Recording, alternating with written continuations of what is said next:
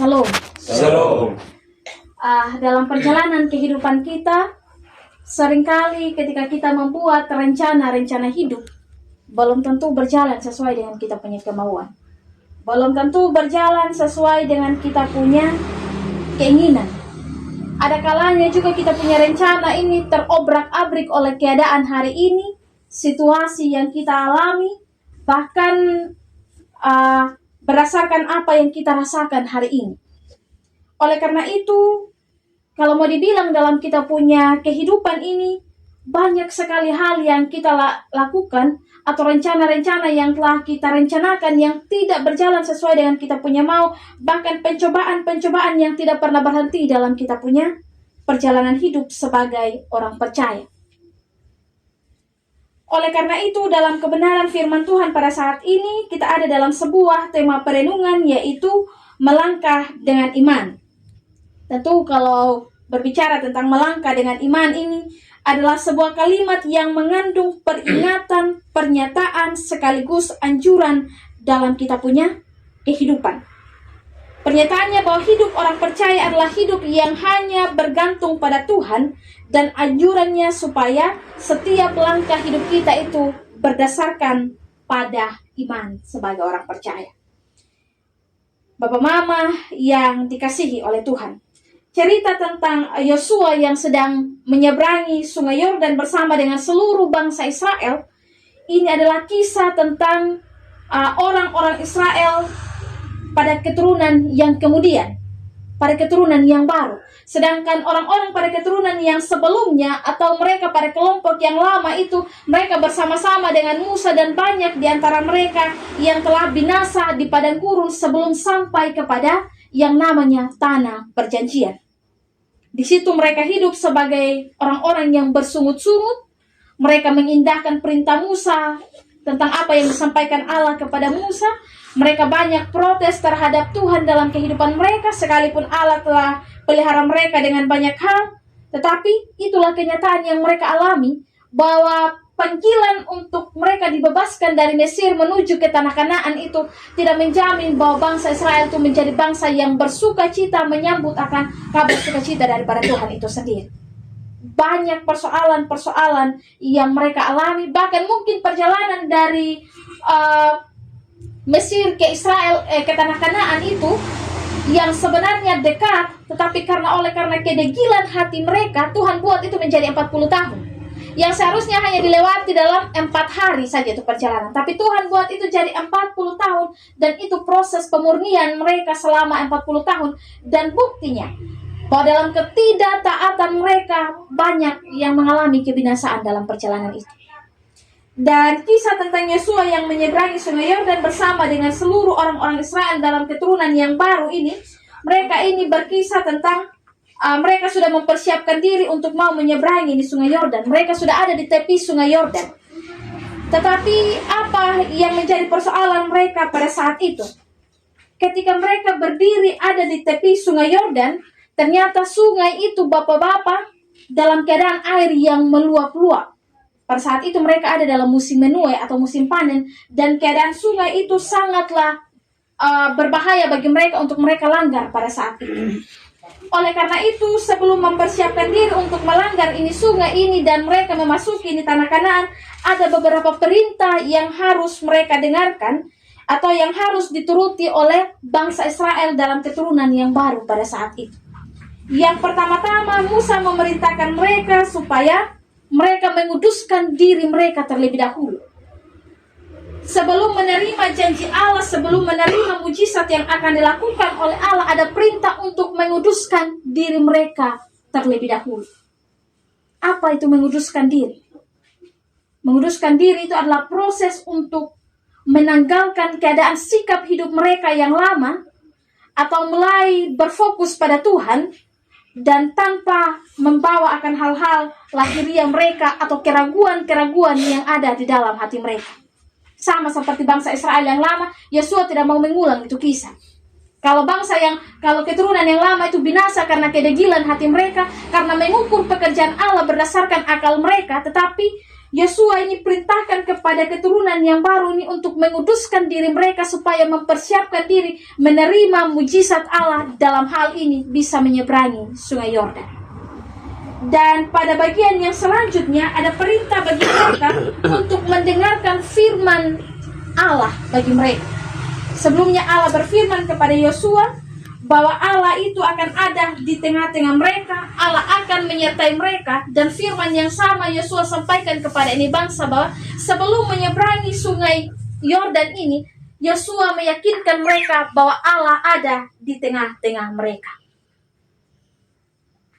Bapak Mama, kalau mau pakai ukuran manusia, tanpa alat bantuan apapun, tanpa perahu, tanpa kapal, tanpa sampan, melanggar ini sungai yang dengan dia punya air yang deras ini sangat tidak mungkin. Tetapi apa yang tidak mungkin dalam akal pikiran manusia hari ini mau bilang itu hanya bisa dijawab dalam iman percaya kita kepada Tuhan. Segala ketidakmungkinan itu hanya kita bisa jawab dalam iman kita kepada Tuhan. Kita tidak bisa mengkotakkan Allah dalam pemahaman kita yang sangat kecil. Kita tidak bisa membatasi pekerjaan Allah dalam pikiran-pikiran kita yang sangat kecil. Tetapi kita hanya dapat memahami pekerjaan Allah dalam iman kita sebagai manusia. Karena segala sesuatu yang dilakukan oleh Allah itu, Allah bekerja melampaui akal dan pikiran manusia. Bahkan Allah tidak bekerja berdasarkan akal dan pikiran manusia. Dia selalu bekerja di luar daripada akal dan pikiran manusia. Itu berarti bahwa kita tidak bisa mengukur pekerjaan Allah dalam kehidupan kita. Bapak Mama yang dikasihi oleh Tuhan, dari kebenaran firman Tuhan pada saat ini, ada beberapa bagian 2 poin penting yang menjadi pelajaran bagi kita. Yang pertama-tama, dari kisah tentang Yosua dan orang Israel yang mau melanggar ini sungai Yordan, mau menyeberangi ini sungai Yordan ini, pada bagian yang pertama kita mau belajar bahwa orang yang tidak mau bersahabat dengan persoalan akan menjadi orang yang paling lemah secara iman. Kalau orang Israel ini ketika mereka sudah sampai di sungai Yordan dan hanya tinggal beberapa waktu saja, jaraknya saja mereka sudah memasuki tanah Kanaan. Tetapi ketika mereka melihat keadaan sungai Yordan pada saat itu yang tidak ada kemungkinan bagi mereka untuk melanggar, ada kemungkinan untuk mereka bersungut-sungut. Atau bisa jadi juga mereka bilang bahwa kenapa ini harus sudah mau sampai ada saja dia punya persoalan. Mereka bisa memilih untuk mundur atau mereka bisa bersungut-sungut kepada Yosua. Tetapi apa yang mereka lakukan? Ketika Yosua perintahkan mereka, dengarkanlah bahwa Allah ada di tengah-tengah mereka, itu yang menjadi pegangan mereka pada saat itu. Mereka mendengarkan itu. Mereka berjalan sesuai dengan apa yang telah difirmankan oleh Allah. Mereka tidak mau mengalami kisah yang sama seperti generasi sebelumnya, bahwa kebinasaan menimpa mereka akibat perlawanan mereka, akibat mereka hitung-hitungan dengan Tuhan, akibat mereka menyangkali akan apa yang telah Tuhan lakukan di dalam kehidupan mereka. Hari ini juga mau bilang kepada kita semua, berapa banyak persoalan dalam kita punya kehidupan, berapa banyak tantangan dalam kita punya kehidupan, baik itu dalam kehidupan rumah tangga kita, dalam kehidupan bergereja kita. Kalau hari ini kita mau ukur Tuhan dengan persoalan-persoalan yang ada, lalu kita mundur untuk tidak melangkah dalam rencana Tuhan, maka bisa jadi kemungkinan bahwa sama seperti bangsa Israel pada keturunan yang lama ini, kebinasaan yang akan menimpa. Tetapi ketika kita berjalan dalam ketaatan, menghadapi persoalan itu, melihat persoalan itu sebagai proses pembentukan iman, maka tidak ada yang mustahil untuk Tuhan lakukan dalam kita punya kehidupan. Kita tidak berjalan seturut dengan apa yang kita mau. Kita tidak bisa berjalan seturut dengan kehendak kita. Karena kita sudah bilang, saya sudah merancangkan ini, lalu yang terjadinya lain, saya maunya begitu, lalu orang lain maunya begini. Ternyata semua tidak berjalan sesuai dengan saya punya rencana. Toh saya berhenti di sini sudah. Itu pilihan-pilihan yang keliru. Sama juga dalam perjalanan kehidupan rumah tangga kita. Belajar untuk mendengarkan apa yang menjadi perintah Allah dalam kehidupan kita. Kita tidak bisa bilang bahwa saya seorang bapa, saya seorang suami, saya berjalan sesuai dengan kekuasaan yang saya punya, kemauan yang saya punya, atau kepintaran, kehebatan yang saya punya. Tetapi kita semua belajar untuk tunduk dan mendengarkan apa yang menjadi maunya Tuhan di dalam kehidupan kita.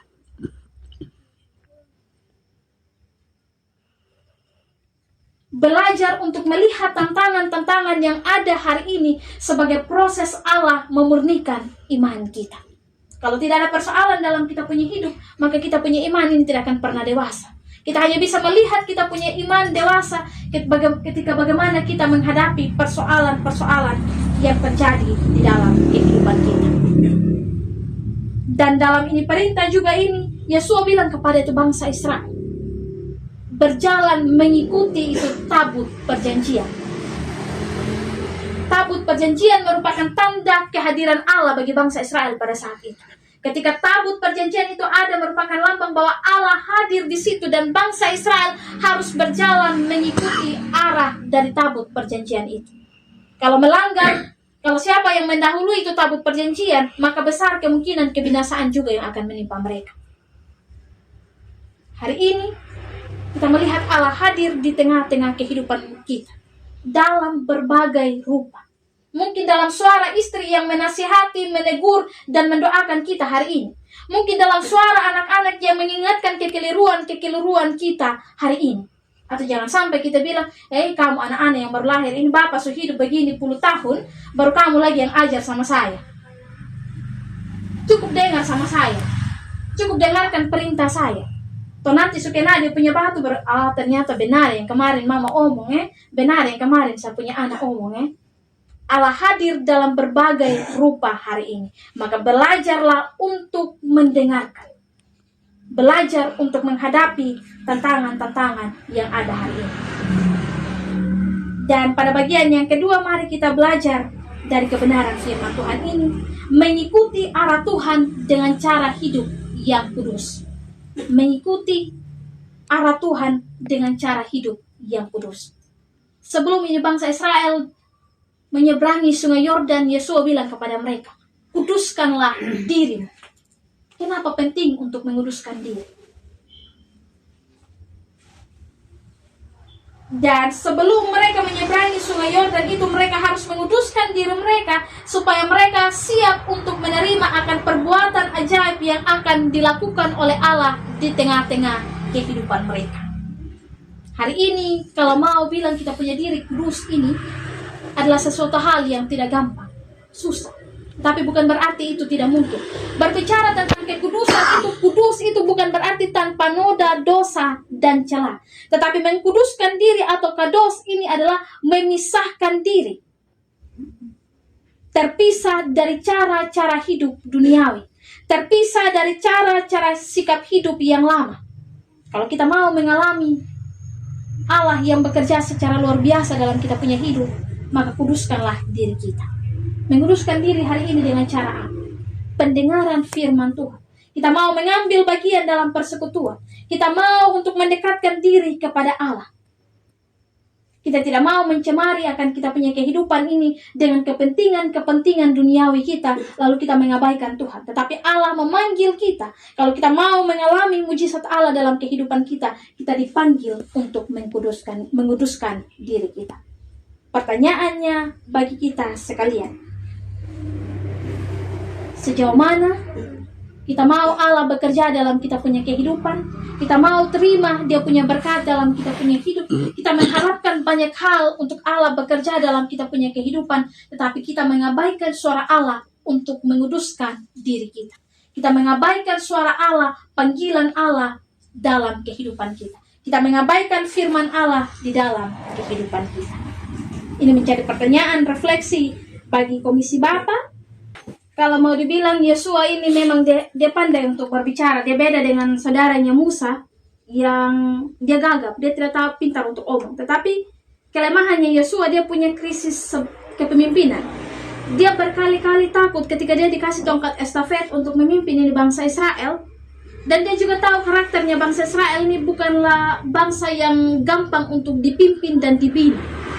Mau pakai firman Allah pun tidak mempan untuk ini bangsa menjadi bangsa yang dengar. Oleh karena itu, kalau kita baca pada bagian yang pertama Yesua pasal 1 tuh berulang-ulang kali Tuhan bilang sama dia, kuatkan dan teguhkanlah hatimu. Tuhan selalu bilang sama dia, kuatkan dan teguhkanlah hatimu. Menghadapi ini bangsa yang luar biasa. Hari ini juga mau bilang kepada kita dalam kita punya kehidupan rumah tangga atau dalam kepemimpinan sebagai seorang bapa, itu juga tidak mudah. biar kita pintar untuk berbicara juga, tetapi itu tidak menjamin untuk kita menjadi pemimpin yang hebat. Banyak sisi kurangnya kita. Oleh karena itu penghiburan bagi Yosua ini menjadi kekuatan juga bagi kaum bapak untuk kuatkan dan teguhkanlah hatimu. Atau mungkin juga kehadiran kita di komisi bapak ini, kita datang dengan latar belakang dan kelemahan kita masing-masing, kekurangan kita masing-masing. Sama juga seperti Yosua, dia tidak punya keberanian yang luar biasa. Tetapi Tuhan menguatkan dia, kuatkan dan teguhkanlah hati. Bahkan ketika sampai pada kebenaran firman ini, ketika mereka bersiap untuk menyeberangi sungai Yordan, yang paling menarik adalah Yosua bilang kepada mereka, berdirilah itu di tepi pinggir sungai dan tinggallah di situ. Berdiri menetap, tinggallah di situ. Jangan pergi kemana-mana. Itu berarti bahwa apapun yang mereka hadapi tentang keadaan sungai Yordan, mereka harus hadapi itu, tidak membuat jalan-jalan lain atau pilihan-pilihan lain. Dan ketika mereka berdiam di situ, mendengarkan apa yang disampaikan oleh Yosua bahwa Allah hadir di tengah-tengah mereka, itu yang menguatkan iman mereka, menjadi jaminan bagi mereka untuk melanggar atau menyeberangi itu sungai Yordan. Hari ini mau bilang juga kepada kita bahwa di tengah-tengah pergumulan yang kita hadapi, Tuhan bilang berdiri dan hadapi itu. Jangan membuat pilihan jalan lain. Jangan buat kita punya jalan sendiri. Dengarlah suara Allah bahwa dia hadir di tengah-tengah persoalan kita. Dia hadir meneguhkan dan menguatkan iman kita. Kalau itu waktu saja, sungai Yordan yang tidak ada kemungkinan untuk dia dapat terbelah dan kering supaya itu bangsa bisa langgar, tetapi Tuhan membuat kemungkinan untuk mereka bisa menyeberangi itu sungai Yordan, maka tidak ada masalah kita hari ini yang Tuhan tidak buat mungkin untuk selesai. Tidak ada sakit penyakit kita hari ini yang Tuhan tidak mungkin untuk sembuhkan. Asalkan yang Tuhan minta adalah berdiam diri, mendengarkan dia, dan imani dia bahwa dia ada di tengah-tengah kita. Tuhan menopang dan menguatkan komisi Bapa dalam tanggung jawab sebagai seorang suami, sebagai seorang kepala keluarga, hikmat Allah memimpin dan meneguhkan. Amin untuk firman Tuhan.